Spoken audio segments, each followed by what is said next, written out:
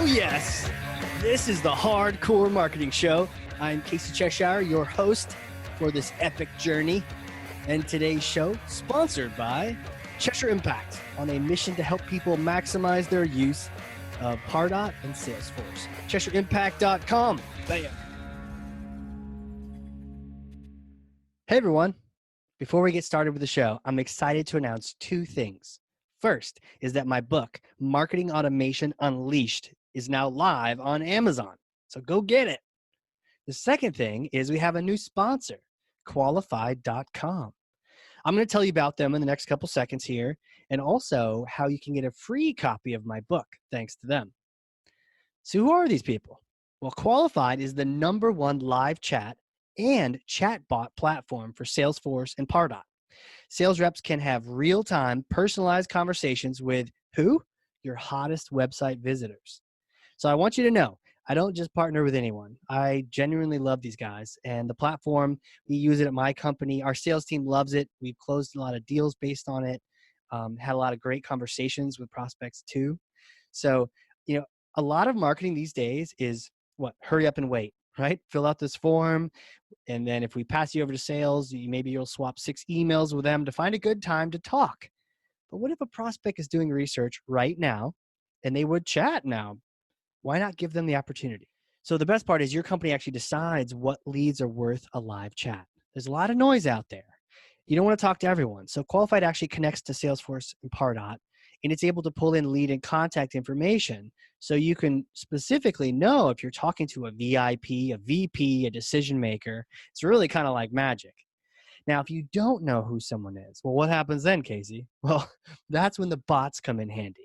Chat bots can then ask questions to further qualify a lead, find out if maybe this is someone you do want to talk to. And they can book meetings while your sales team is out. And they can wake up the next morning with a bunch of meetings on their calendar.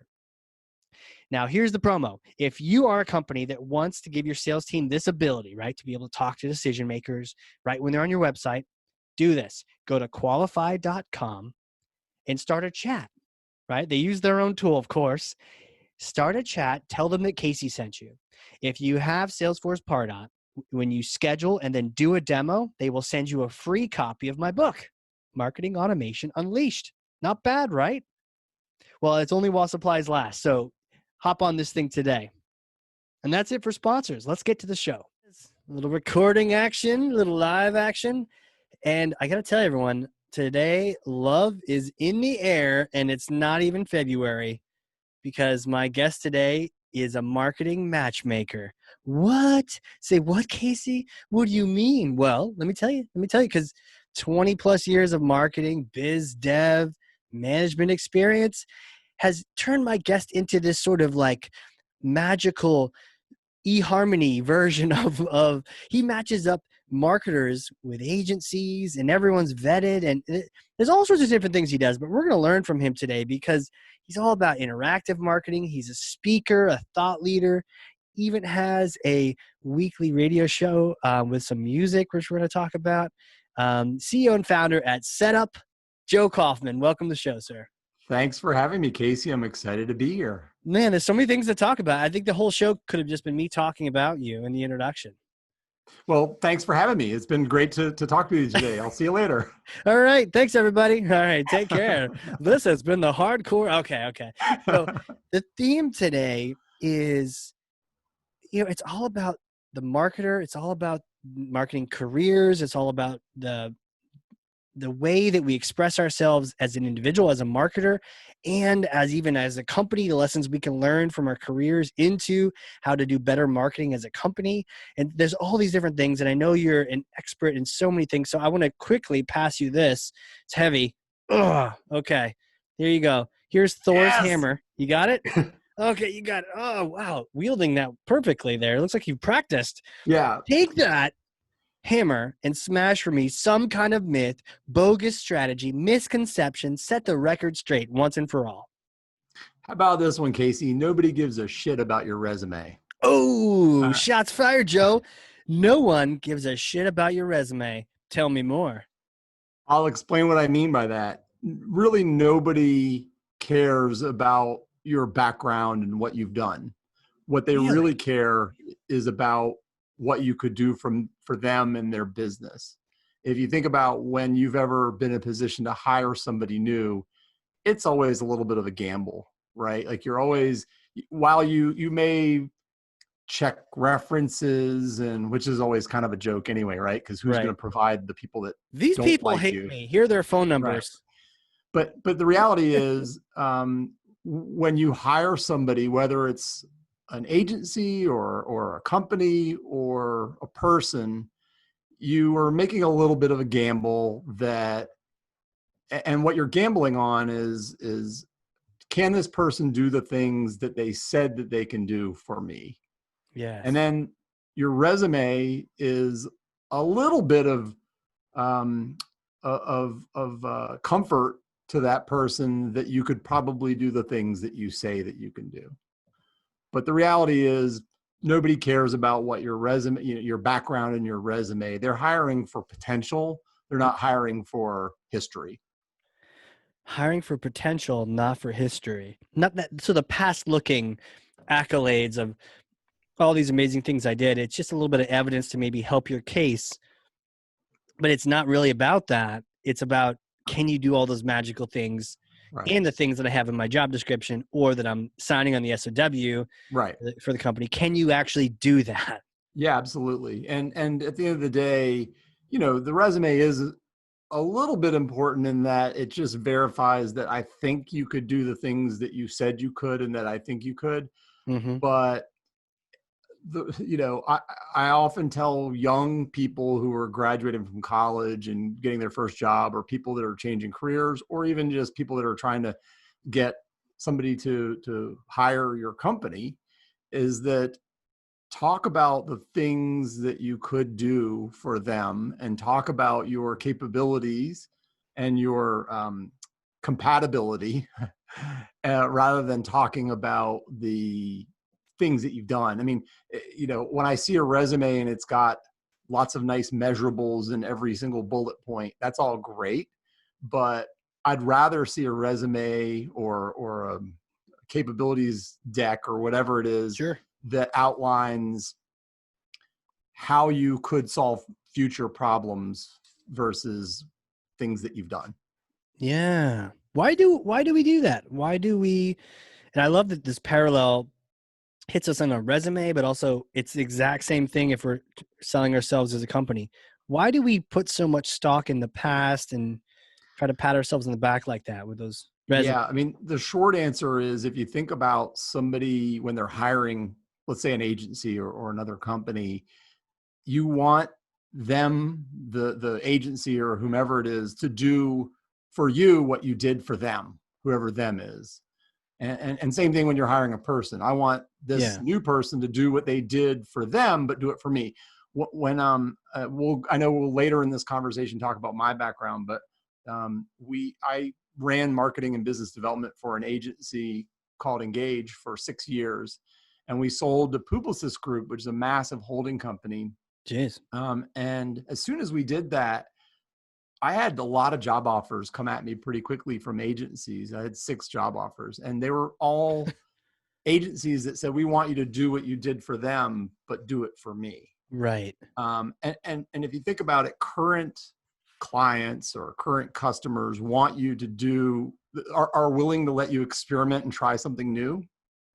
But new customers or new employers want you to do what you did for them, but do it for me. Maybe in a different way, maybe in a Mm. better way, but it's still aspirational versus looking towards the past.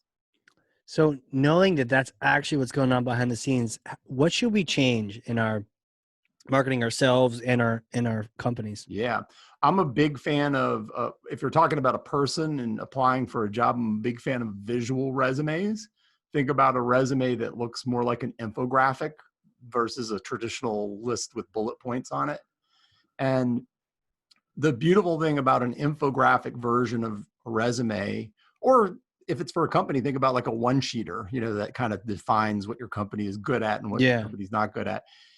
You can do some things visually that tell a story about what you could do and about not just your work history, but your personality and your motivations and your do you have values as a person Mm-hmm. that you bring to an opportunity? A good example here at Setup, we're marketing matchmakers, and we have 6 values, and I'm going to attempt to say them really quickly: connected, honorable, resourceful, insightful, curious, and tenacious. Mm. And I can go into those a little more detail, but we as a company are very focused on our values, and both we hire for those values and we're willing to fire for those values as Mm-hmm. well.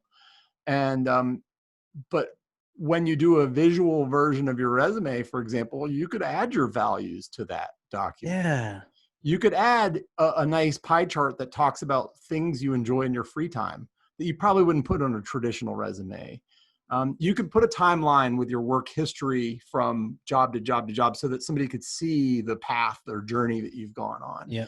And so I'm not saying that this kind of a document replaces the traditional resume or traditional one sheet or one pager or whatever, but it's an additive thing. So if you're applying for a job, and by the way, during right now with a little bit of a down economy, there are a lot of people applying for jobs and looking for Right. jobs.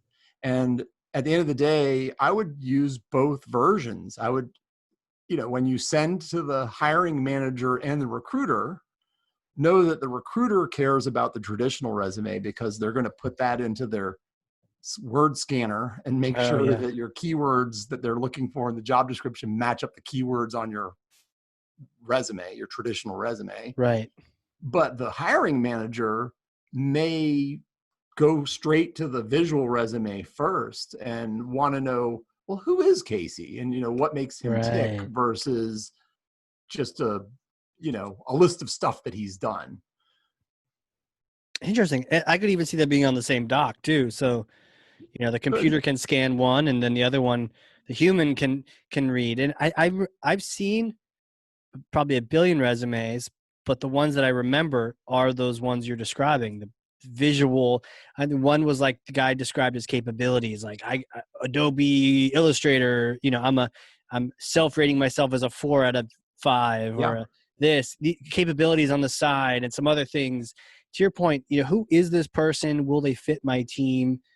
Do they take that extra effort? Do they stand out? Yeah. And to me, when I'm hiring, as an example, I'm looking for cultural fit, because at the Yeah. end of the day, my team has already interviewed the candidate to understand if they have a capability fit.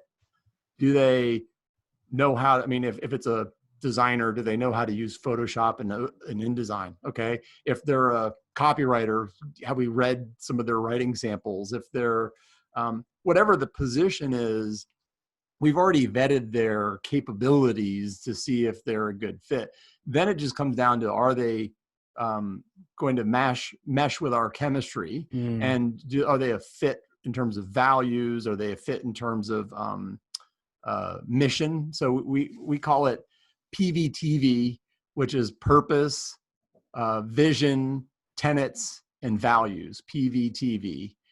Purpose, vision, tenets, and values. This comes from a book a good friend of mine wrote called the 5-Day Turnaround by Jeff Hillemeyer. And in chapter 2, he talks about developing your purpose, vision, tenets, and values. And anyway, it's a good way to hire somebody, whether that somebody is a person or a potential partner or solution or service provider or whatever the Yeah, thing that you need is.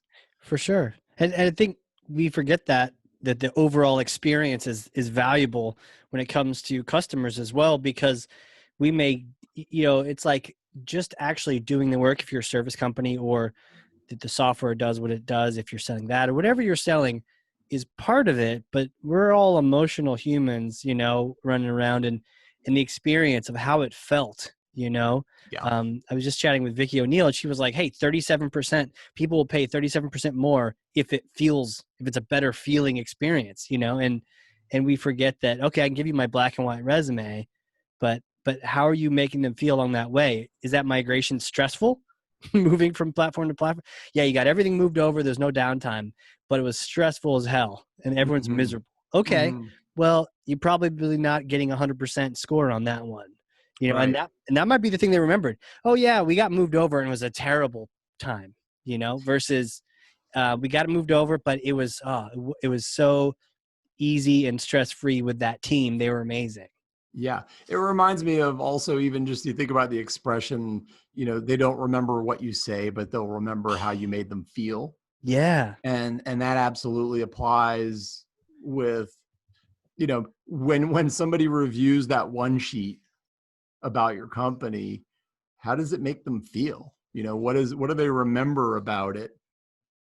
You know, and if I'm looking at somebody's resume, at some point, if it's just a laundry list of stuff, even if those things are accomplishments, my eyes glaze over just a little. Whereas somebody that comes with something a little bit creative and a little bit unusual and a little bit different, I've seen some really cool examples of resumes. I saw a guy who recreated a Amazon product page, Hmm. and he gave himself reviews, which were actually testimonials from Wow. former employers and things. And he gave himself product details, like description of his skills were the kind of product details. And he gave a couple of photos of the product, there were photos of him and things, but it was really clever and well done. I don't think he was applying to Amazon, but I think he was proving a point that, he could develop products and that kind of thing. I also saw a version Well, quick that question: Did he have his price tag next to the buy now I button? think Like, so. Yeah, I think it was his 65 to 70K. right. I think it I was can be his yours. salary Amazon Prime. requirements. Yeah. Yeah, yeah. And I've seen other versions of that where they were really clever. I'm a big fan of um, when people misuse platforms on purpose. You've seen sometimes funny Amazon reviews of products, or we've seen Yelp Yeah. Yelp misused on purpose for an imaginary place or something like that. But the reality is, I think that especially during a down economy, people need to get creative. And creative doesn't mean you can paint or you can do a piece of music to me. Creative means, critical thinking and coming up with something clever and something new and something that stands out from the crowd. Yeah. Yeah. Stan, you know what? All this goes back to what you had said, where they don't remember what you say, but how you made them feel. Any of these things, a sales call, the interview in person, your Yep. resume, all these things. What kind of feelings are you giving people, as opposed to the blah blah blah, list of accolades or whatever it is, and you sort of blur it out in your mind. You don't remember it, but you Yeah. remember that Amazon page for sure, for sure. Absolutely. Absolutely. And so I think that, you kind of pointed out that part of the goal is to stand out, but part of the goal is to help the person on the other end of this message feel that you're a good fit. Mm-hmm. Whether you're a good fit for the team, you're a good fit because your company's a good fit, your product's a good fit, whatever the thing is, you want them to envision you as part of their solution set. Right. And to do that, it requires you to stand out in some way. And to stand out in some way, my point is, show your personality and show your creativity. Um, there are some other really great examples. There was a young man who was balding prematurely at age, I think, 22, 23, and he started shaving his head with a special razor called a head blade. Hmm. And he heard about this position being open to run social media for the company Headblade, which Hmm. this guy was based in Michigan, but the company was based in LA. And he started an entire campaign for this specific position. It Hmm. was Hire Me Headblade. He had the Hire Me Headblade Twitter handle and YouTube channel and all these things, and he created all this content around What? Hire Me Headblade. And of course, the CEO of Headblade caught wind to this young man's campaign. He said, fine, bring him in for an interview. Lo and behold, they brought him in for an interview. He was passionate about the product. He was passionate about the company. And he showed through his campaign that he created that he really wanted it. I'd say that might be the single largest determinant of what of for example, an agency being hired by a client or a person being hired by a hiring manager is how badly do you want it? And in this case, this young man showed how badly he wanted it. They brought him in for an interview. He got the job. He had to change all of his handles to "they hired me, Headblade," or whatever. Oh, yes. Yeah, this was many years ago, many years ago. But my Sure. point is creativity. Come up with some way to stand out from the crowd. I have an example of something that we did in my business some years ago to stand out that was fun. We were fortunate to work with a video agency that was part of our network, Mm-hmm. and we decided to film a spoof dating video. We did. It was kind of a takeoff on eHarmony, or Matt, you mentioned Of eHarmony or course. Match.com, Yeah, yeah. and so the people in the video, it was a white background and person standing in front of the camera, and they said things like, there are plenty of fish in the sea, and setup helped me find the perfect catch. They said, they setup helped me find the perfect match for my, my marketing needs and perfect. And then about halfway through the video, there's a little disclaimer that pops up that says, not actors, actual clients. And then they said things like, setup helped me find the perfect marketing agency for my needs. So we shot this video, which was specifically around matchmaking and finding the right marketing agency.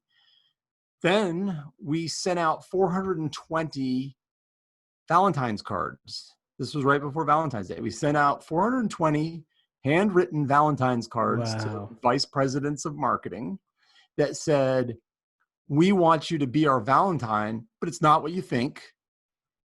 Go to makesomesparks.com to learn more. And once they went to makesomesparks.com, they'd see the video. Mm-hmm. And then there was a little form, there's just a little capture that said, and I know marketing automation, we'll talk a little bit about marketing automation later, but we had a little capture form that they would fill out, and then we would then nurture them on an ongoing basis, but they were clearly interested in at least our message and our content.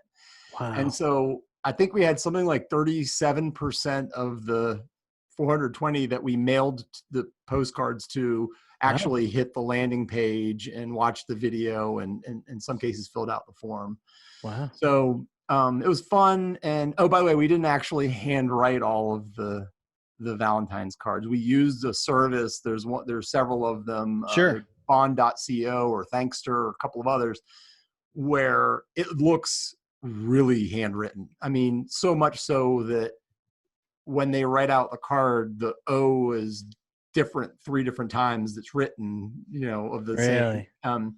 So they're really, really well done. So much so that we had a big national restaurant brand based in Texas. I received an envelope from them, a big envelope, and it was addressed to set up and our address here in Atlanta. And I opened it up and it said, Sarah is no longer with our company. Just want to make, she actually thought it was a Valentine's card from us to this former employee of the company. The HR person sent us back the envelope to say, like, sorry, she's not here anymore.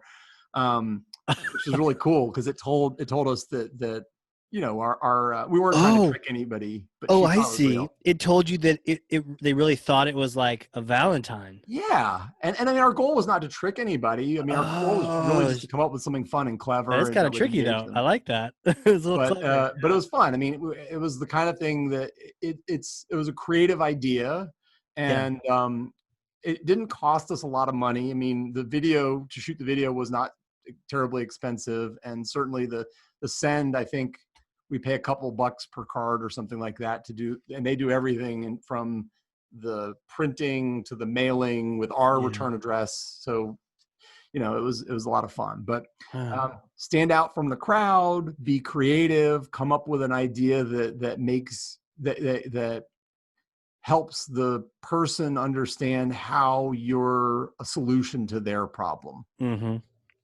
Yeah. Wow. To think that HR, I was like, where is this going? Why are Yeah. they sending a packet back? And good old HR. She thought Sarah was getting a Valentine card. And so she really, wanted to make sure that whomever this unrequited love that was trying to reach Sarah knew that Sarah was not receiving a card. Oh boy, sounds like Pride and Prejudice, modern edition. Getting Very, it very done. much. I live my life every day like that, Casey. Yeah. Now, No. who are you though? Are you Elizabeth or Mr. Darcy? That's the question. Yes. Yes. Exactly right. Well, that stands out though, and that's fascinating to see. You got such a response rate on those cards and going to the website because you have a lot of steps in that process. But it sounds like it well conceived idea. That's what it's all about in marketing, is having those fun ideas and testing them out. Tell me about the path of the marketer, because I know one of the biggest things that, we're on this topic of standing out. I just want to take maybe a tangent on this, but I know that you've got a really popular knowledge center on just the idea of the marketing career and as it Mhm. progresses. Could you just kind of highlight that, because you've done some Sure. work into that? Yeah, yeah. Well, I mean, you think about that path from entry level to CMO and all of the steps that go into that journey. And there, one thing that I've learned over time is that there really doesn't seem to be a standard or linear path. Everybody has a different, I mean, the question I often ask is, just of any professional in the marketplace, how many of you are directly using your college major every day? And I'll tell Right. you, from my perspective, I was a politics and speech communications double major. We didn't call it political science because the head of the department said there's nothing scientific about it. But Yeah. if you think about my path and my journey, I was not destined to be a marketer. When I graduated college, I had no idea what I wanted to do with my life. And I went into retail because I didn't really know. I was working at the mall part-time. Yeah. So I ended up in retail. But I called the smartest person I know, my first cousin, Greg, who, you know, uh, Cornell undergrad, Wait. Harvard The smartest MBA. person here's your cousin Greg. My first cousin, Greg. Not even just cousin. You have to specify in Georgia what level of cousinry is that? Is Oh, that of course, because I mean, I'm not going to kiss or marry Greg, but right? but no, we so Greg, you know, Ivy League undergrad, Ivy League Wow. MBA, and I say, Greg, what should I do with my life? I'm a young grad, I don't know what I should do, and he said, well, based on what I know about you and based on our conversation, it feels like marketing and sales and marketing would be really good for you. I said, great, Greg. Thanks so much. What is sales and marketing? Right.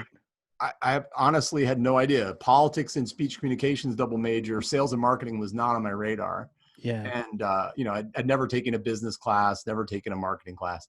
And so he kind of explained it to me. Well, marketing is sort of like carpet bombing, and sales is sort of like hand-to-hand combat. I said, wow, Greg, that sounds terrible. I don't want to do either of those things. but he knew that I had interpersonal skills.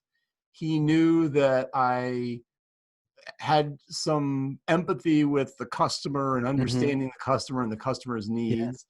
And he pegged me early on, and it took me a long time to figure that out. And my point is that I think we all take a little bit of a circuitous route. I always kind of envied friends that went to college and they were pre-med, They just or knew, right? yeah, they were taking all history classes because they want to be an attorney, or they're taking Mm-hmm. all bio and chem classes because they want to be a doctor. I'm like, that just wasn't my path. And I think Right. many marketers, so I envy young students who are taking hardcore marketing classes, Amen. or hardcore, digital marketing classes, particularly because, to start with that foundation and then be able to grow from there. I'm on the board of the University of Georgia's digital marketing program. The Terry College of Business Oh, wow. has a digital marketing program. And one of the things they require all the students that are going through that program to become Google Analytics certified before they graduate. As they should. They require them to become Google AdWords certified before they graduate. Excellent. Many of them get the Facebook Canvas Studio certified. They require them to go to a digital marketing conference. I actually put on a digital marketing conference every year with my co-founder called Spark South, which brings together about 200 digital marketing students Nice. and digital marketing professionals that are from brands, from big, some of the best brands in the world, from agencies. And then actually, like last year's keynote speakers were from Kellogg's, from McAfee, and then from a pretty prominent agency. But the purpose of that part of that program is they want these students to be exposed to real life digital marketing, not just textbook digital marketing. That's incredibly perceptive of them. Is that the influence that you brought to that, or did they kind of already have? I don't know. I mean, I helped, but schools don't normally do that. I'm usually a little shady on schools being behind the times. Yeah, I mean, the best thing I ever heard was the woman that runs that program said to me early on, I've been involved for 7 years now. She said, in fact, these little trophies back here are related to a digital marketing competition that I'm a part of every year where we coach students. Oh, cool. But she said, the purpose of my program is to create trade school for digital marketers. Yes. So, think about not just the philosophies, but think about the being able to execute on the tactics of digital marketing. So do you know what marketing automation is and how it works? Do you know what analytics are and how they can feed creative and inform insights? Do you know how to leverage social media, not just to hang out with your friends and connect with your friends, but for business? Business social media is a lot different than personal social media. Yeah. And so these are all parts of some of the skills that these students are leaving college with, which I wish that I had in my journey. Hell yeah. Yeah. And that's a long answer to your question about the marketing career path, which is to me, early in your career path, you become a specialist in something, whatever that something is. You may be an analytics specialist or an email specialist or a social media or a PR specialist, or you might be writing code, or you might be copywriting or whatever. And as you get deeper and deeper into your career, you less focus on doing the tactical executional activities, and you become more focused on managing a team. And as you start to focus on managing a team, you require a bunch of different skills that you probably didn't get as a specialist. Yeah, for sure. Weren't trained on or anything. Yeah. So you think about it, your skills that led you to be an amazing digital designer are not the same skills as managing a team of digital designers. It's the old, in sales organizations, the best sales guy gets promoted to sales manager, and often that person stinks as a sales manager, but they were great as an individual performer. And so you think about, as somebody progresses in their marketing career, it may begin with being a tactical executional person. And then as you grow in your career, you become more of a manager of people. I always laugh. One of my friends is a chief marketing officer for a big national restaurant chain. And she began her career, she's been in restaurant business her whole life, but she began her career as the hamburglar at Burger King. Like literally, she worked at Burger King and she had to dress up in the hamburger. Oh, I love it. So, you start junior, you don't get a corner office, you don't get a massive, awesome title when you begin your career. But I think you prove yourself as an expert in some craft, and then you start to amass a team of people who can help you execute that craft. Wow. Flashbacks. You're right. Not circuitous route for most people. Every now and then I'll talk to people that majored in marketing, but did we even know what that was when we did it? And then, I left college with knowing how to write a press release and to write C++, right? Wow. But somehow, It's better than me. really? I knew about the Arab-Israeli conflict in the Middle East, Oh, shit. and I knew about political ads, because my dream, my senior year of college, I had my dream class. It was political communications, which was it was about campaign ads basically, and it was my dream because it was mass communications and also politics combined into one class. It was political ads, you said? Oh yeah, it was, think about all the campaign ads over the decades, Yeah. and there's some famous ones, and you think about also, mass communications and mass persuasion. So political speeches and things like that are the ultimate form of. And by the way, talk about sales and marketing. Mm-hmm. The ultimate marketing engine is a campaign, right? You're trying to convince a person to vote for a person. Take an action. Yeah. Boy, talk about direct marketing 101. Brand marketing. Here's a ism for you. Brand marketing is long-term lead gen, in my opinion. So Nike puts a swoosh on every shoe, and they put a swoosh on every shirt, and they put it to the point where they don't even have to write Nike anymore. The swoosh is Yeah, Nike, the swoosh. right? Yeah. And their goal and their hope is that when you do eventually go to the retailer, whether that's e-commerce or in person, you pick the swoosh instead of the 3 stripe ones. Mm-hmm. And so it's long-term lead gen. The idea of the brand, you're building a brand with the goal of driving purchase. It's just a longer tail, play. You're not looking for an immediate purchase. You're looking for a long-term mass purchase. So I'm a big believer in brand building with a purpose of lead gen, long-term lead gen. Boom. So much to talk about in this last you're just dropping bombs left and right over here. You're carpet bombing me with strategies. Can I take you back to the early path? You're a specialist. You're reminding me of when I was just doing this FLS report as like a marketing coordinator. It was this, sounds like a TPS report, TPS right? reports from Office Space. Yeah. Yeah. It was a report to try to show the ROI of a freemium model, spending $100K in ads on Google to get freemium signups to eventually convert them in email to paid signups, which now you could do with some tech, right? Marketing automation probably rock that for me with no work, but I had to do this report in Excel. It would take 7 hours, and there was like a 9-page like process doc I'd have to go through to step by step, like paste this here, do that there. So I learned macros just so that I could have the computer do it. Because I was like, I'm not doing this for like a whole day, do the FLS report. But you're right. You start with these sort of just these boots on the ground level tactical things like sending out that email or executing that social campaign or whatever it might be. Oftentimes you have a specialty or something you gravitate toward. But when you make that change, that you mentioned, the next thing is when you start adding the management layer in there. What kind of, like, no one sort of prepares you for that. Yeah.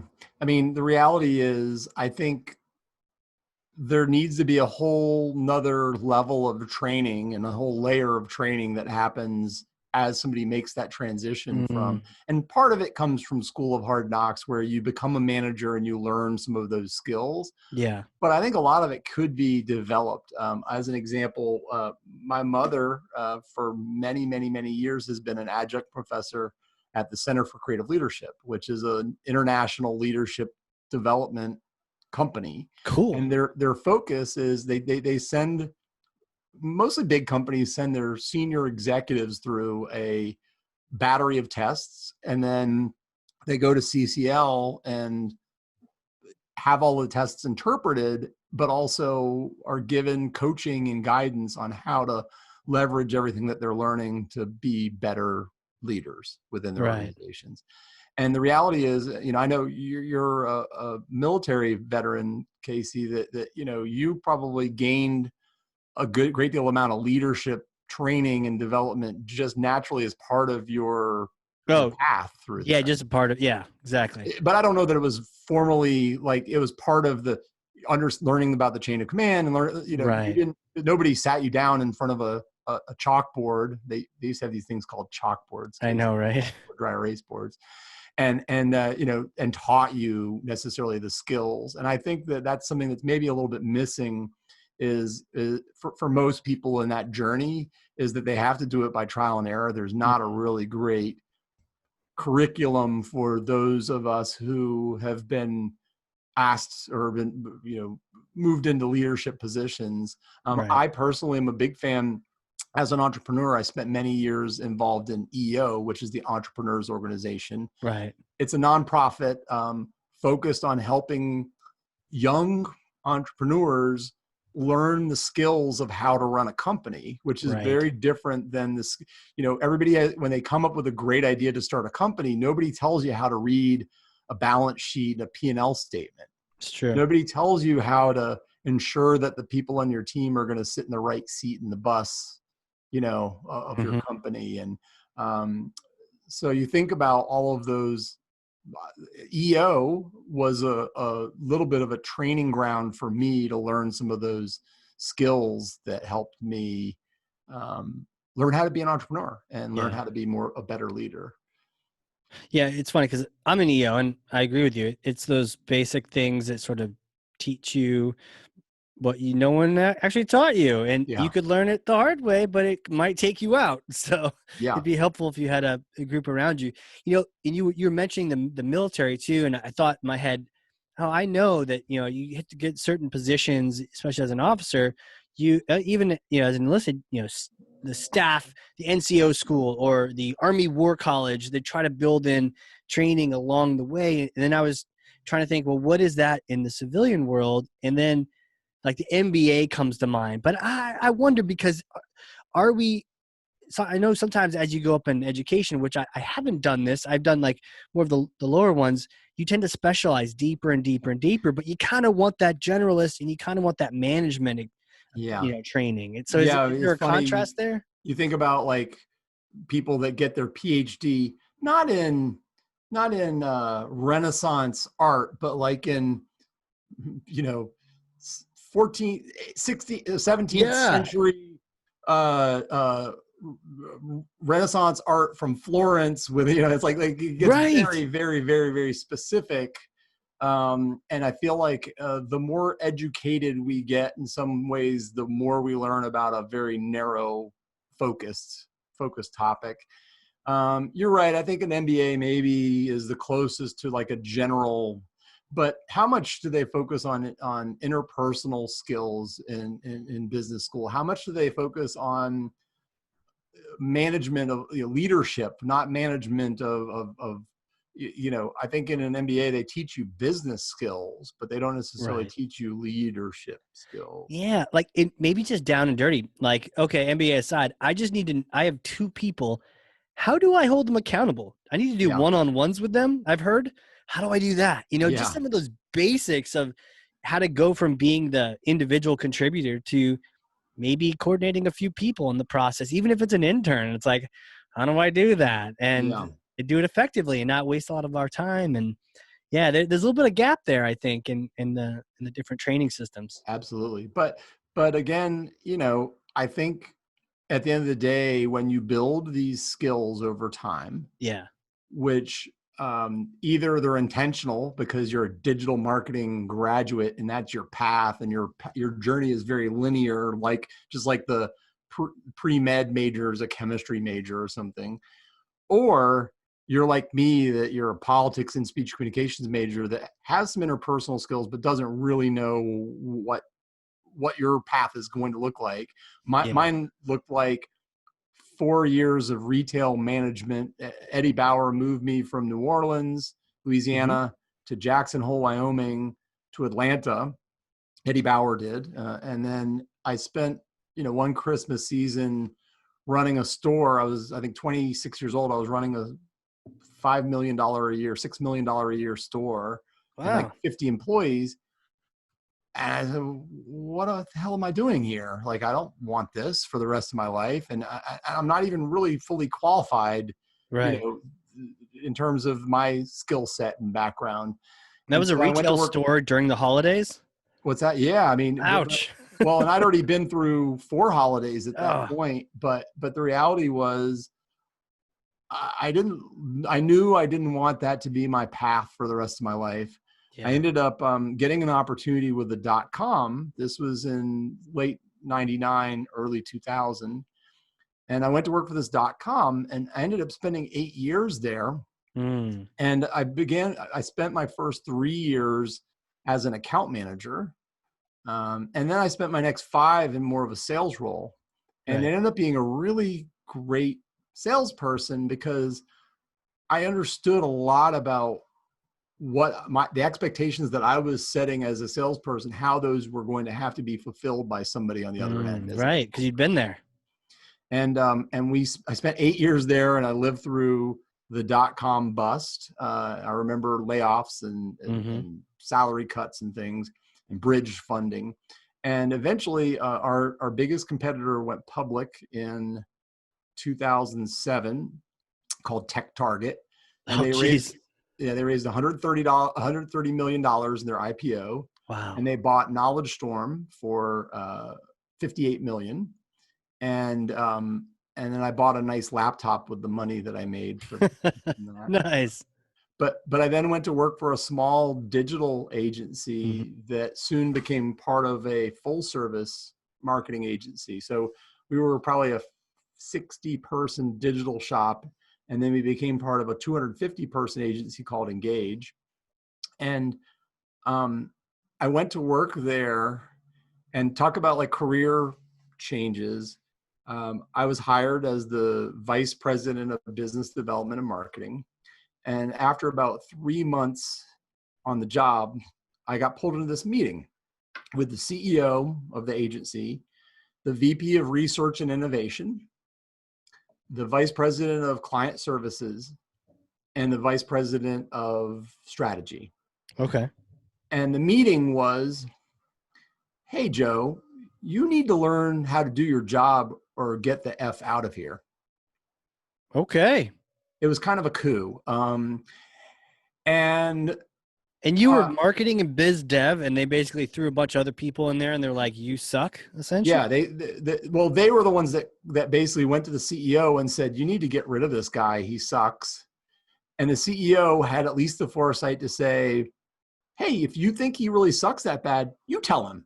And so he got us all in a room, and That they is all so told me, badass. That's like a yeah, Brian move. I love that. yeah. And so they all told me how badly I sucked. And I went home that night and had to make a decision about whether I wanted to keep doing that or not.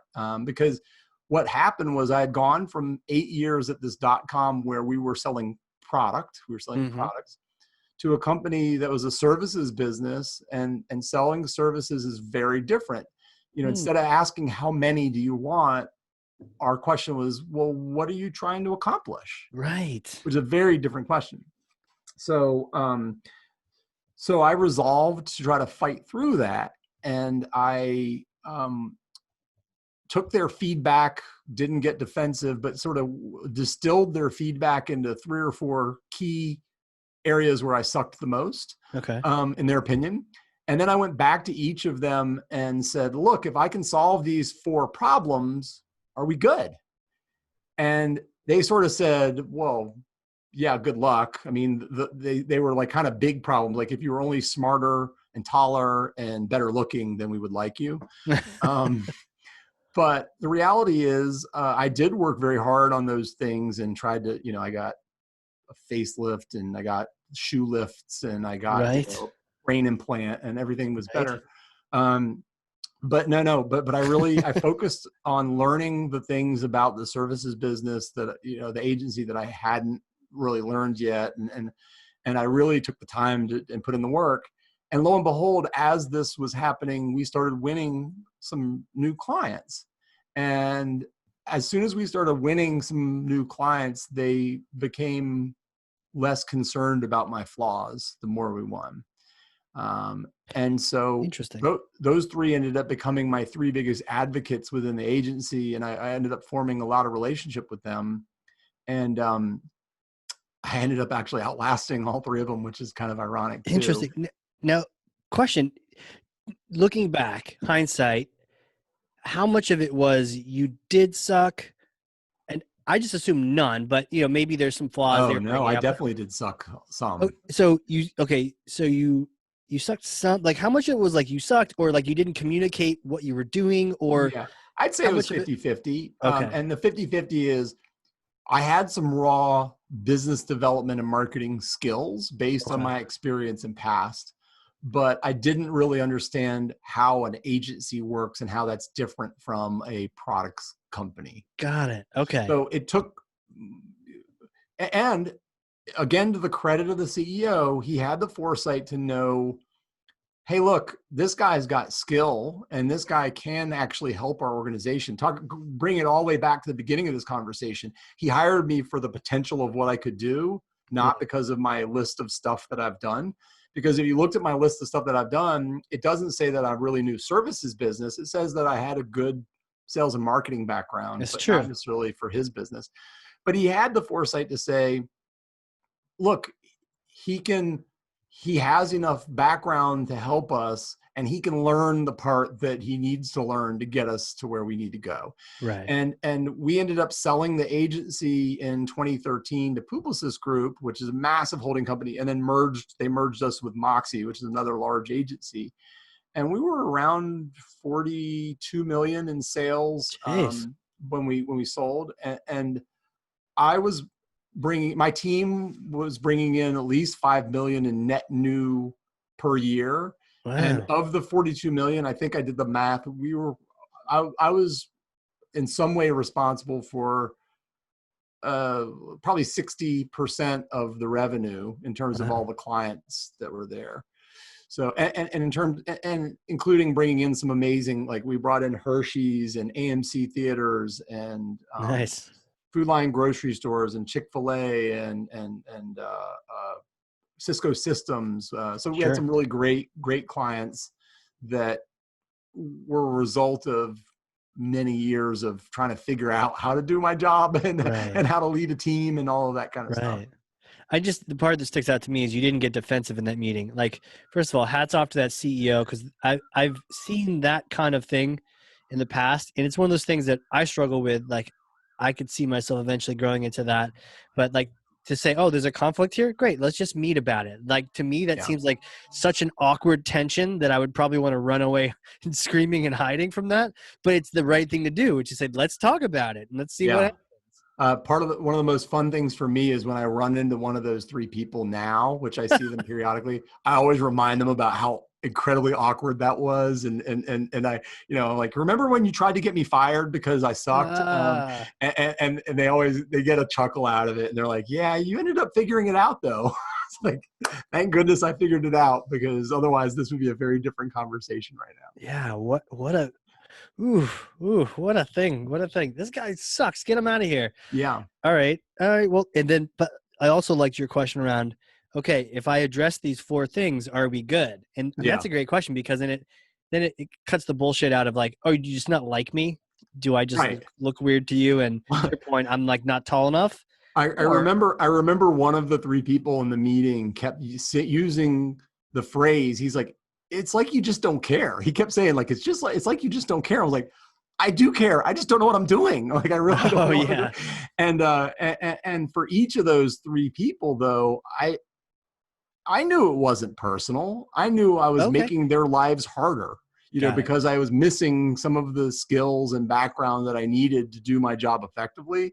And I was making their lives harder and a little more miserable. And um, it took a lot of work and a lot of communication to get to the place where we were good. I mean, and it's funny because I'm still, I have a very strong relationship with all three of those folks, and also the CEO, the fourth one. Um, I think I mean, is that It's because they're one of the, chained up in your basement, or no, you it's work it's a together healthy still or something? relationship, a healthy or a good relationship. I But remember you. yeah, no. I mean, it's a very healthy relationship because Awesome. we went through some trials together, and it's one of those things when you've had a shared experience with somebody that forms a bond. You probably Yeah, remember that from even your days in the military. I mean, true. when you share an experience with somebody, then you have a bond that others that didn't share that experience have. Yeah. And sometimes some of your best friends can come from conflict Oh where yeah, you're going to fight each other. A good friend of mine, Mo from college, we're about to fight each other on a topic. We both thought we were disrespecting each other's parents or whatever. And actually we weren't. We talked it out. Now we're really close, right? yeah, Or, the guy in the military who disrespects you and so you won't stand for it and you have to act all tough, but then you like both respect each other after. yeah. It's like those kind of simple little things that sometimes turn into lifelong relationships. Absolutely, absolutely. So it's been fun. It's been a fun journey. So when we got acquired by Publicis Group, and I had all those job offers, I thought about going to accept one of the job offers, but I Yeah. had a friend who said, "Hey, why are you going to go work for one of these agencies where they're expecting you to bring in 95% of the revenue, but they're going to give you like maybe 5% of the equity in the Uh-huh. agency?" And she said, "Well, why don't you start your own agency?" And Mm. I thought about that and I said, "No, I don't really want to start an agency, but hey, maybe we can be a kind of a fractional business development resource and help multiple agencies grow." And so that was sort of the one of the sparks that helped setup Brilliant. really become born. This was February of 2000. Sorry, February of 2014 was when I Hmm. started the company. And now here we are, a little over 6 years later, and it's great because we're working with agencies around the country, we're working with clients around the country and helping connect them, and then we're also helping some large clients conduct full-on searches where finding the right agencies and then narrowing down the pool to the best agency for them. It's like another full-time job on top of their day job, Hmm. and the reality is that's a lot of work. And so several clients have hired us to help them navigate that entire process. Um, so that's been interesting too, to be able to sit on the client side of the table as they're selecting agencies, and also sitting on the agency side where they're trying to win new business. It's given us a depth of experience at setup that I think is unparalleled in terms of really understanding that dynamic really well and being able to help both sides navigate those challenges. Right. um, it could be a conflict of interest, although what I've found is that the best way to reduce any conflict of interest is just be extremely transparent. Who's Mm. paying you when? And by disclosing that really clearly, it alleviates conflict. So we've really it's been It's a it's been good a lot of point, fun. right? Someone trying Yeah, to sell you a stock, help you invest, and they're getting paid by the stock they're selling you. Hmm. yeah. No, I mean, we've been very transparent about how Right. our model works and who's paying us when, and that's been really useful and helpful. And one of our values I mentioned is honorable, so Right. we take that really seriously. When we do our weekly huddle, we have a daily stand up and a weekly huddle. And the weekly huddle, we begin by picking one of those six values to talk about. Examples in the last week that we've seen where folks on the team have lived one of those values. And then when we end the meeting, we do shout outs and wins for the team. Mm. And we do it in the context of values. So we say something like, well, Zevi was very curious because he found this amazing resource that helped us do this thing. Or Amanda was very tenacious because she made 27 phone calls to try to figure out this thing, or whatever it is. um, so it's been a lot of fun though to have that journey, um, from kid that graduated college and has no idea what he wanted to do with his life and Hmm. goes into retail because I don't know, I know how to do that, Yeah. to now running setup for the last 6+ years and helping it grow and growing a team. And it's been fun.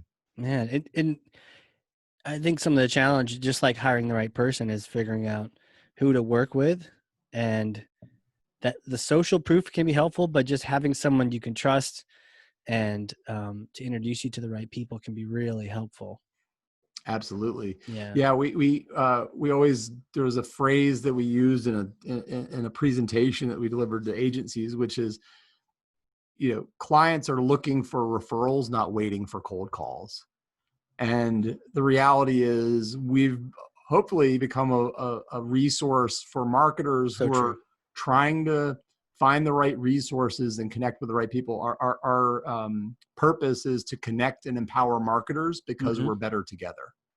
Right. We're better together. And so our job is to connect marketers together. We just had an event, a digital event on Thursday of last week, where we had the chief marketing officer for Piedmont Healthcare, which is a huge hospital system, Kellogg's, the huge, international I think I've cereal heard of them. company, Yeah. and Citrix, which is a big Yeah. B2B, remote work technology solution. Yep. And it was so cool to be able to talk to those three about their marketing efforts. And we had, I think 150 people show up for our first digital event. And it was great. I mean, we're learning things from them. But one of the things we launched at the end of that was a new initiative that we're doing called Marketer Mashups. Not Marketer Mashups, Marketer Matchups. Oh, cool. And the idea is it's sort of like you fill out a little eHarmony or Match.com profile, but instead of finding you a date, we're going to actually match each person that fills out the profile with somebody else who's a like-minded marketer. And when you answer the questions, one of the questions will be like, what kind of marketer are you looking to connect with? And what, are there some particular challenges you're facing? So we ask a couple of questions, and then, we talked a little bit at the open about compatibility and chemistry. For romantic matchmaking, you have to have compatibility, which is on paper, there's a match, right? Like we like the same hobbies, or we both like the beach more than the mountains, or we both like this. And so there's compatibility. And then you meet the person at a restaurant, when we used to go to restaurants or whatever. You meet the person in person and you realize no chemistry. Or sparks fly, and the sparks fly. So that's romantic matchmaking, is compatibility, which is on paper, and chemistry, which is the sparks. In business, it's more like capability and chemistry. So capability, I talked about the CMO of the healthcare system that was choosing his agency based on chemistry. Capability is on paper, this partner or customer or supplier or agency looks good, but are they a good fit for us, and do they mesh well with us? And so we're going to do the work to at least make sure that each marketer has compatibility, and then it's up to them to decide if they have chemistry. And again, it's not romantic chemistry, it's business chemistry. Interesting. Yeah. And sometimes you can even tell that up front. I know, like for our team, where we care, we have fun, and we get things done. And so simple, straightforward. But what's really cool is our sales team does a great job embodying this. And if you find them annoying and you don't want to work with us, that's good, because normally this doesn't happen, right? But there's that few people that either they don't care about what they're doing, or they definitely don't want to have fun, or they're not enjoying their job and they don't want to have fun with us. And even having fun makes them feel mad because they're not not fun to work with those kind of people. They get to our sales reps and they're like, these guys are having way too much fun for this phone call. I'm out. And that's cool, because it's the great filter to keep you from getting to our ops team and our amazing, super caring people, that are going to help you with Parda and all that. But like, when you get there, you really like the sales team. Well, that's cool, because the ops team is just as awesome as they are. But every now and then, if you get through, and you got to protect yourself and your agency, but you're totally right. That chemistry is important. And to your point, there's, it's not so much about what's on the resume, but what can you do for me in the future? And do we have chemistry? And are we going to get along? Yeah, for sure. Can I give you a plug for if anybody wants to do the marketer matchups? Yeah, I want to do the marketer matchup. Okay. So just go to marketermatchups.com. So just how it sounds, marketermatchups.com. And you just fill out a little form. It just kicks you over to a little form. And then we're going to keep that information confidential. We're just going to share it with the person that we match you with. So we're literally, for now, it's a manual process, but someday we may try to automate it or something. You know, we may turn into the eHarmony or Match.com for marketers. Yeah. But for now, it's small enough that you come to the marketermatchups.com, you fill out the form. We look at the profile of that person and go, oh, you know what? Casey's a good fit to match with that person and make the introduction. So, and for the point of just networking and learning from each other, that kind of thing. Yeah, 100%. And in fact, what we're going to do is we're going to email both parties and say, hey, you all have been matched. Here's each other's profiles or whatever. And jump on a Google Meet or a Zoom or GoToMeeting or whatever you want to connect with each other. And our job is to make the connection and then get out of the way. Our job is not to get involved and is it marketer matchup or mashup? Marketer matchups. Marketermatchups.com. So marketer matchup. Yes. I'm spelling it wrong because I'm not getting it for some reason. Marketer matchups. I think it is. It might be plural. Maybe not. Maybe marketer matchup. MATCHUP. Huh. Yeah. Well, whatever we throw in the show notes, that's what it is, people. I'll make sure that it works by the time you're hearing this. Yeah, for sure. The other thing is you can go to setup.us and learn more about us. Setup.us, not setup.com.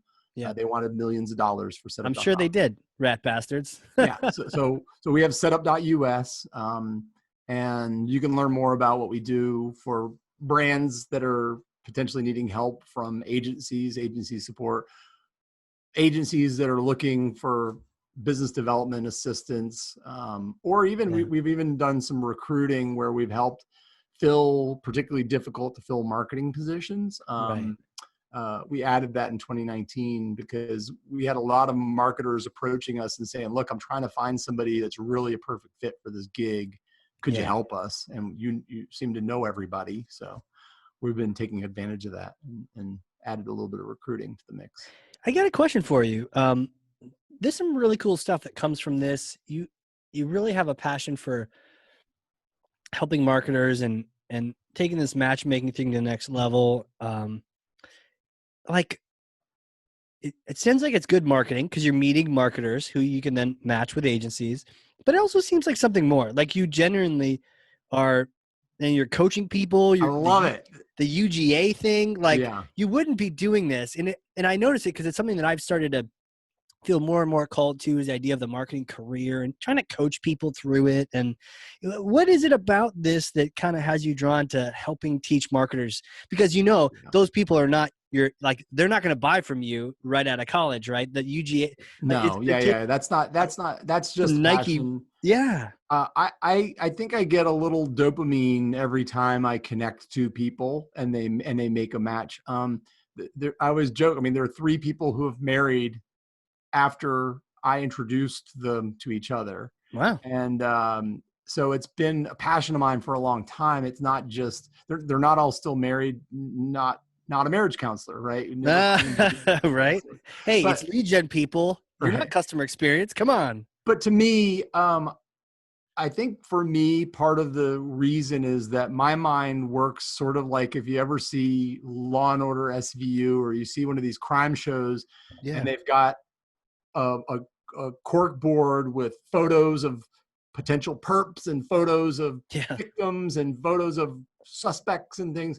And they've got red lines connecting them and push pins. That's sort of how my brain works, I think, in terms of connections. And it's not superficial. It's I remember things about people, tidbits about people and then pull them out later in context to help them connect with something that they want or need, or the people that they want or need. And to me, it's fun. I mean, it's just fun. Like, connecting people together is fun. And I've been doing a presentation about business matchmaking lately, because to me, I want other people to experience the fun of that. Yeah. And also, I also live in this weird world where I have connected to a lot of people throughout my life and throughout my career. And somehow, for some reason in my brain, I assume everybody that I'm connected to knows each other. And I've learned Sure. they actually don't. And Sometimes they so do, but you're right. Mostly they usually don't. most of them don't know each other. So now it's my mission to get them to know each other, because I connected with those people that, these different folks, because there was something beautiful in them, something that I saw in them that I really appreciated. And so I want others to be able to appreciate that same beautiful thing about them. So to me, it's definitely a passion and connecting with students and helping students with their journey is part of it to me. Nurturing the next generation of talent is part of it for me. I'm passionate about that. And it's fun. I mean, at the end of the day, our company is about connecting people together to connect and empower marketers, because we're better together. Yeah. We are. Like, I honestly believe that. And by the way, somebody that doesn't believe that shouldn't come work for Setup, and you shouldn't, if you don't don't talk believe to me. that marketers are better together, don't talk to me. Right. I actually had to let somebody go some years ago, because they honestly didn't believe in the power of marketing. They thought marketing was trying to trick somebody into buying something that they didn't want. And it can be, if you do it wrong. It could be, but I fundamentally believe that marketing is a vehicle and a medium to help you get the things that you want in this world. And it's not just things, it's experiences, it's people, it's whatever. But if you build a beautiful, beautiful product and nobody markets it and you never know about it, what a shame that would be. Right. And so I'm particularly, I love connecting people together. It's a passion of mine. But generally, I believe in and love marketing, because I think it has the ability to help people live a more fulfilled life, a better life. Yeah.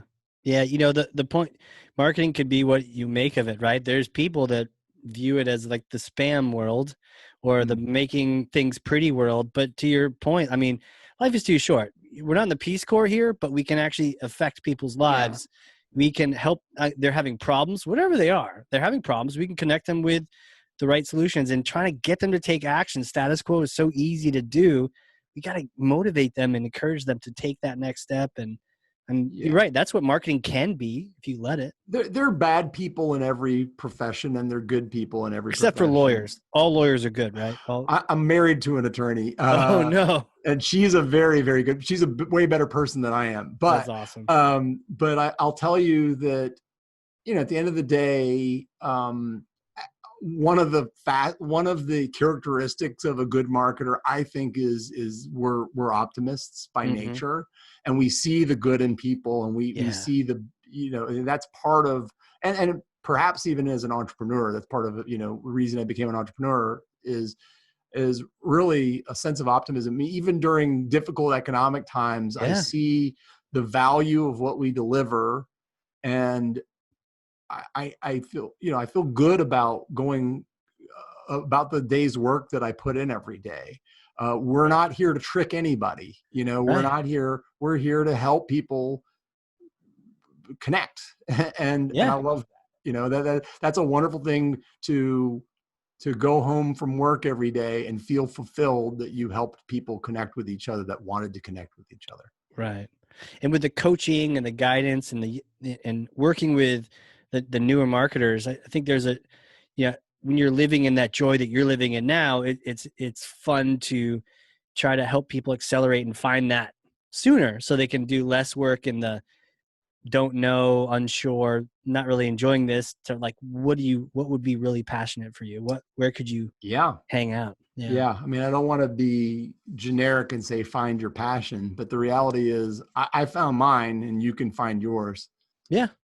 I think, things, sometimes people call things cheesy or generic when they're true, like the old wives' tales. Well, maybe that's just true. There's And so, yeah. we should believe, and I think sometimes people that reject those notions as cheesy or cliche are just kind of like mad that they're not doing it, Yeah. So it's Yeah. like, yeah, actually you can find your passion Absolutely. and get paid for it. Absolutely. Well, that's what a lot of times people, when I tell people about what setup does and our model, like, wow, that's a kind of unique model. We haven't really heard of that before. Yeah. And then the next thing they say is, wow, you've taken something that's clearly a passion for you and you monetized it. You turned it into a Right. company that is paid to make those connections between people.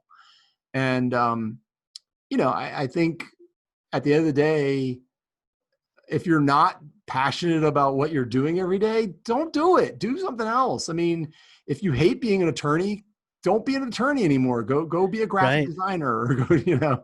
Uh, Right.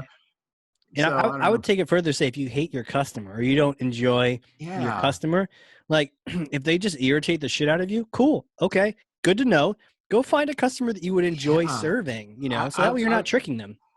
one of the reasons that I might be so passionate about marketing is that I've gotten a chance to work with some of the smartest people I've ever met in my entire life, Wow. and in some ways smarter you know than doctors and lawyers. I mean, Yeah. and I like the experience of working with people that are smarter than me. You know, Oh um, yeah. and that to me is how we grow and Yeah. how we learn, and it keeps me fulfilled to kind of work with smart people, and so I love it. It's been a lot of fun. Entrepreneurship, I will say, is not for everybody, and it's a very difficult road. It's a stressful road, Sure. and It's a risky road. risky. And I say to people that are thinking about starting a company or thinking about getting that job, just go get that job, because if you're either you are driven to start a company and there is nothing else that will make you, the flame will burn, and there's nothing else that will make the flame burn like that than Right. starting a company, then you should start a company.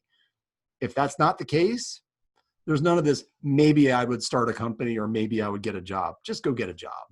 But Yeah.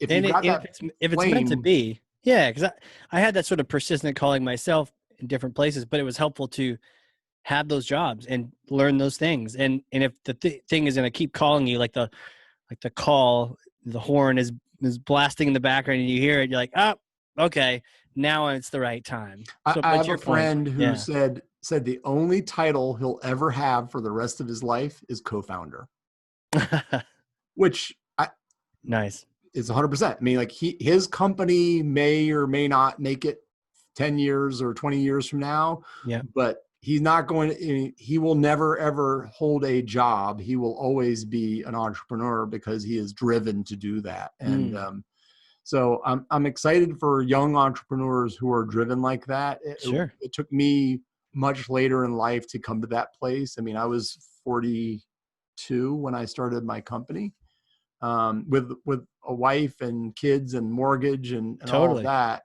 But at the end of the day, it's been a really rewarding journey, and one that I wouldn't trade for anything else. Yeah. And, whether it's, being an entrepreneur or what, like you found your thing, Yeah. so it's like for people, whatever, some people are called the passion, the fire is like entrepreneurship. For other people, it is the marketing. For other people, it is something else.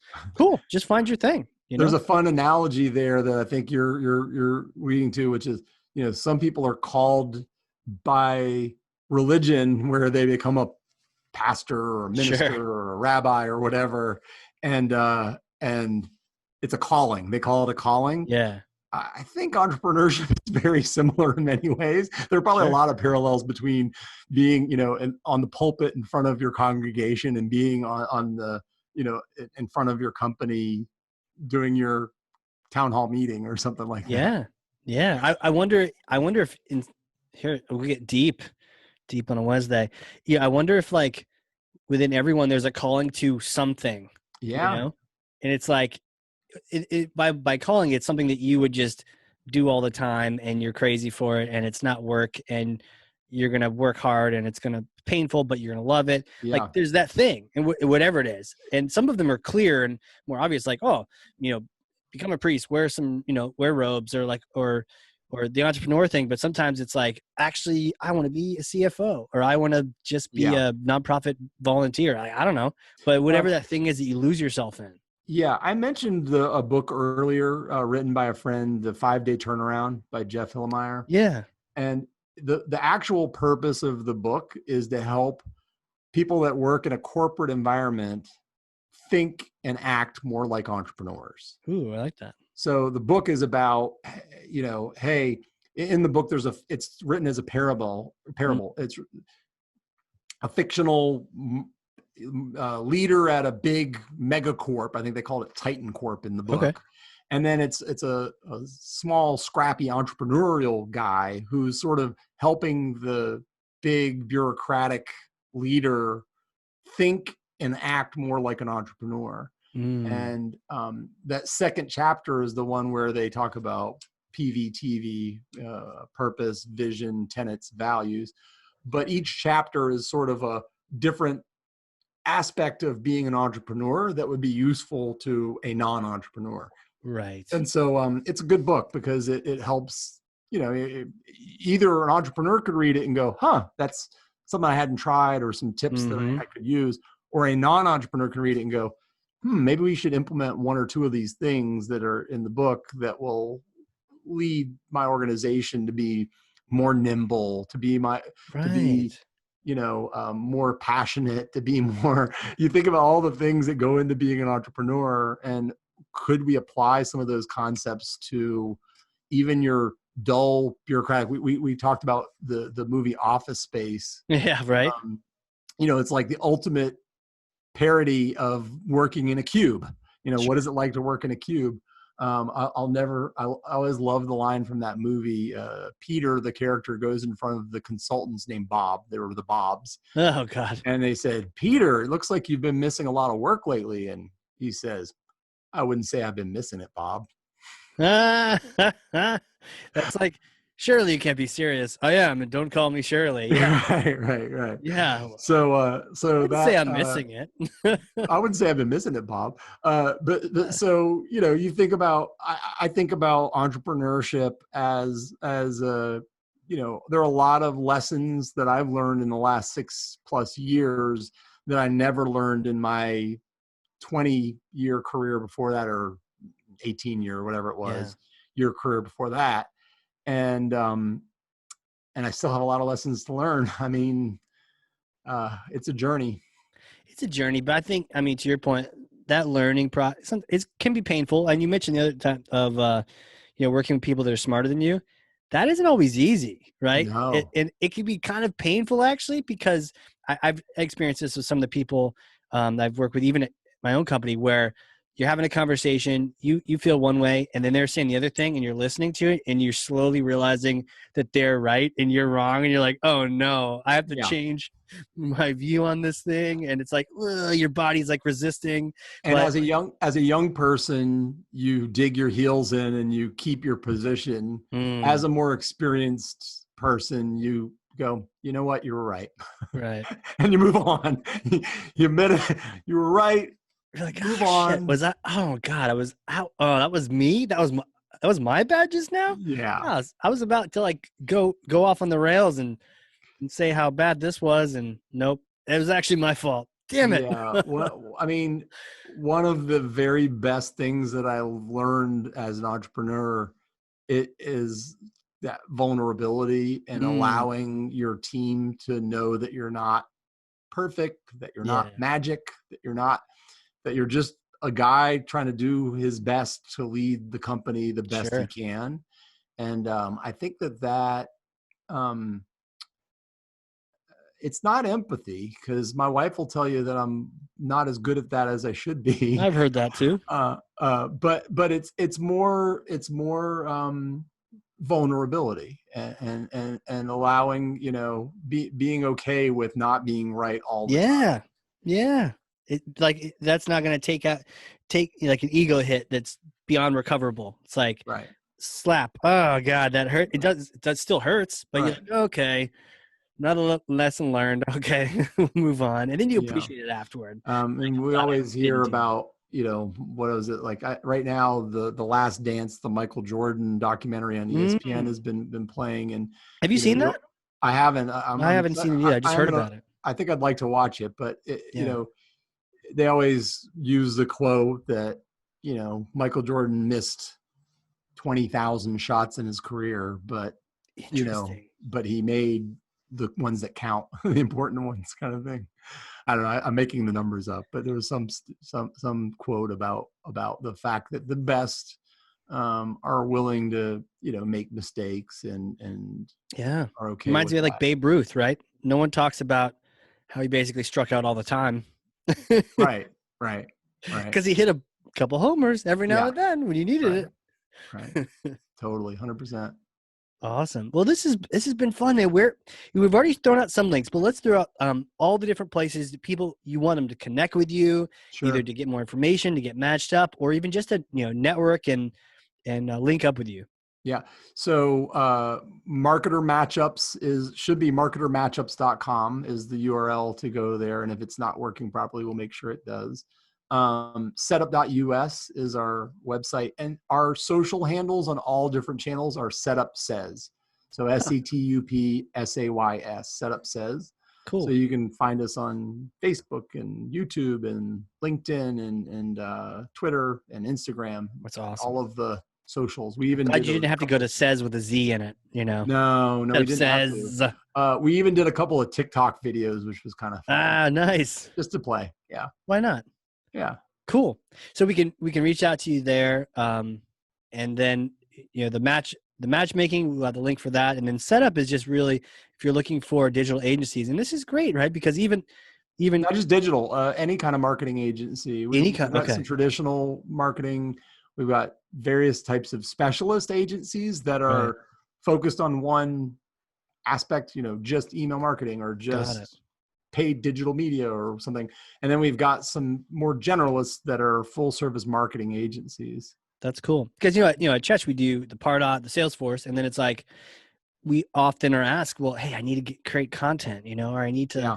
do this. So it's a perfect. I'm glad we're able to chat here because it's a perfect tie-in to say, well, I don't just want to throw anyone at them. We've got a couple cool partners we work with, and it's great to have someone who knows everyone. Yep. And the other thing is that vetting process that we do up front is Mm, designed to make sure that when we make an introduction to an agency, it's not just any agency, it's an agency that we know right. has been through the ringer and we know Yeah. truly what makes them special and unique and stand out. And so um, that's been also really a fun part of the process because often the agencies learn a lot about themselves through that process that helps Mm-hmm. them become better as an agency. And Yeah. it also helps us get to know them really well so that when we're recommending them to a potential client, that client can feel comfortable to know that they truly, are what they say they are and are Mm-hmm. good at what they say they are.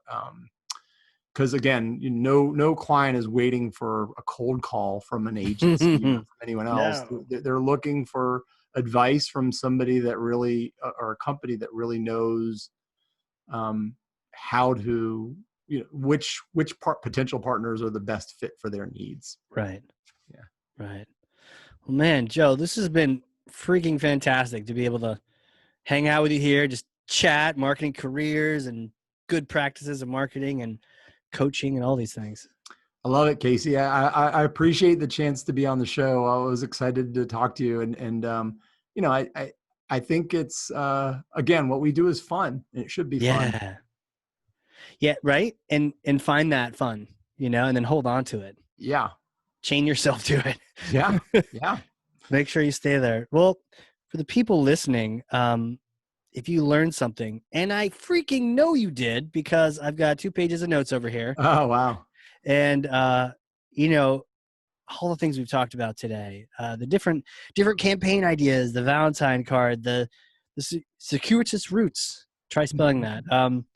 In your career and just the different aspects and Wait, it's either roots or routes. Depends on what part of the country what you're do you in. call it?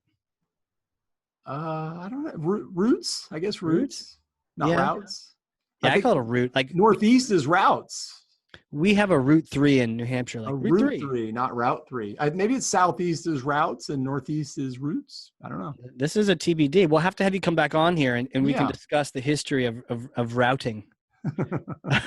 Well, what I want to tell people though is if you have learned something, then share this episode with someone else. Be a thought leader, and you can with just literally by sharing this with 4 people. You have 4 people following you on Twitter, share it with them. LinkedIn, you probably have a bunch of connections.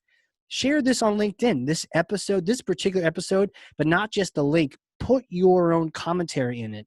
And put your color. What takeaways did you get from it? When you do that, that is the true thought leadership where you're saying, here's the source. I've learned some things from these people. Here are my takeaways. Put those on LinkedIn, share with people, and now you're the thought leader. And let me know, tag me or something, and Joe, and we will like the heck out of that and make you a comment rock star. So, Great.